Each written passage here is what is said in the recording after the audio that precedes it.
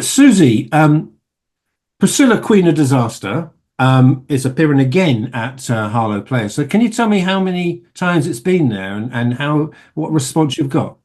I think it might be three times that it's been there. It premiered there in the first place, which was fun. And then it came back once just before it went on tour, and then now is finishing there. So it's a full circle moment. The reception the first time that I did it was the reason why I took it out on tour in the first place, because um more than anything, just opened up a conversation between other mothers and parents to talk about sometimes the more difficult and not so spoken about subject matter in motherhood and parenthood as well. And that really motivated me to sort of carry on kind of thing. So the reactions have always been lovely and are the most fun, to be fair, at the Playhouse. And what have there been those? Give an example to our readers, viewers, an example of one of those subjects that may not be talked about. Talking about the sort of more shameful aspects, so the mum guilt and how we can often be sort of told to sort of be grateful all the time and don't complain about it, as though those things are like mutually exclusive, that you can't absolutely love your kids but also find parenting really hard.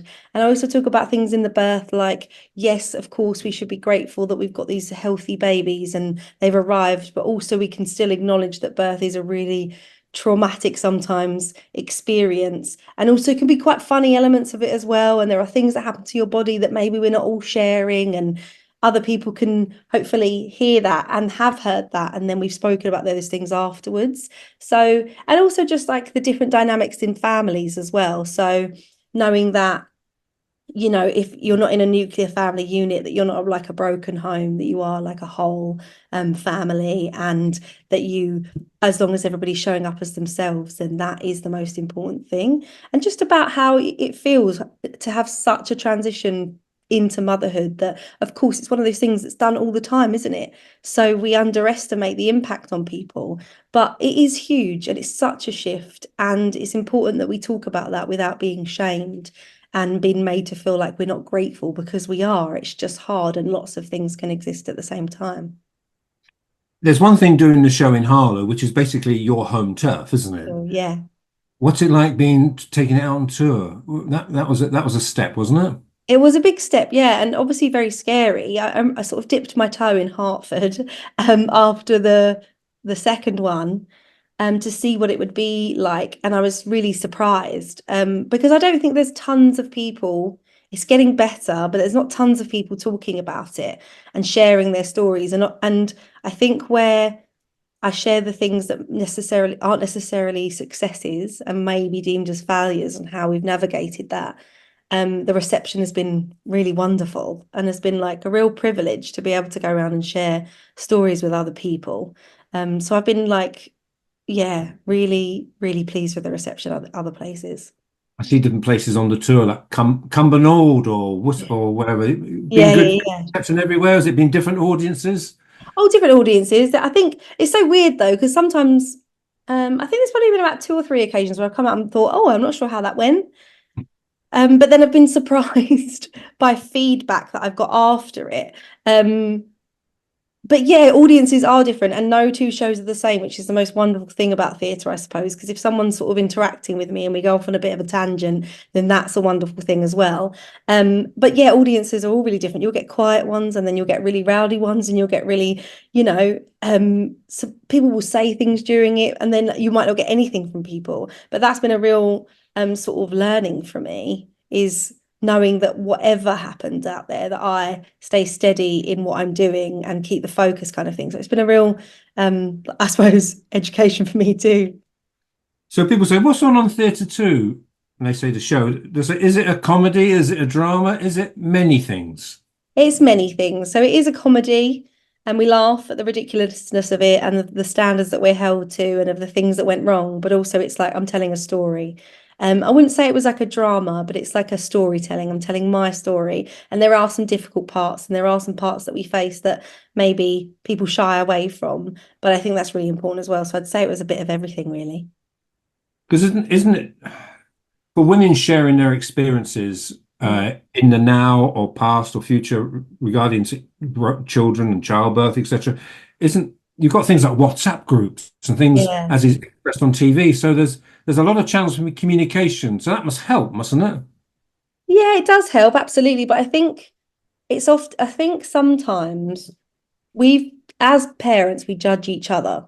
And I think we do that because we want to feel better about the decisions we've made, but also we're held to this standard, which is impossible to be everything to your kids. And I think there's like a new study done to show that as working parents, we spend more time one-to-one with our kids than parents did when they were staying at home in the 50s. The pressure and the standard and I don't know, the expectation upon us is so big that I don't know that those are often truthful. And often we can be making comments about things from a defensive place. And so communication is better, absolutely. But it's just, yeah, it's about being really honest in those forums as well. Is there a danger? We're going to go into a wider subject and we'll take it back to Sure. theatre. Somebody described children these days are possibly like raised in captivity, that with so much protection and Yeah. concerns, schools under lock and key and dangers and etc. Is there a danger of that? That how in what people think are trying to protect their mental health, they can be in fact part of the problem. Yeah, I think that's a really difficult sort of thing to navigate, and of course, a balance, because we know so much now. Because of media, we know so much about the dangers out there, and there are some really frightening things and scary things going on.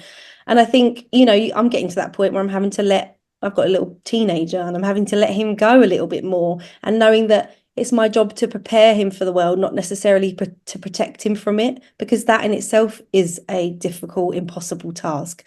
And also, like, I know on a smaller scale of that, it's like I think we're sort of conditioned to believe that we're supposed to send them out there complete, absolutely fine, and to face no adversity or struggle, and to face no boundaries or no's and things like that. But actually, it's in those moments that we create a safety in our relationship, but in amongst them as well, and they know that there's a line kind of thing. And I suppose, yeah, but then I can see the other side of it. I can see how, sending your kid off into the world when you know this much is really, really difficult, really difficult. But I think as we move through it, it's a bit like, we've got more legislation or more like awareness about social media and like the age restrictions. That just wasn't a case a little while ago. It was just like free for all kind of thing. So I hope that we move through it, and maybe we have overcorrected somewhat. But I suppose, yeah, you've just got to kind of move through the world as you see fit. Is this the show coming to a conclusion now? Are you Yeah. finishing the show? And if so, what's next? Yes, it is coming to an end. It was really important to me to sort of close a chapter. I felt like I'd done what I wanted to do with it.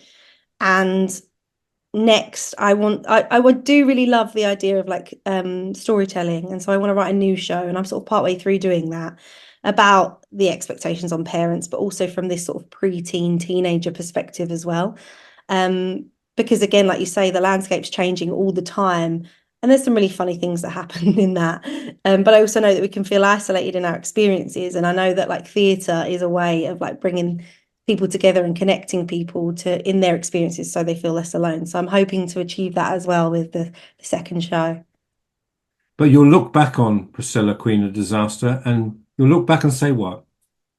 Uh, you did it. Because at the beginning I didn't quite know that I could.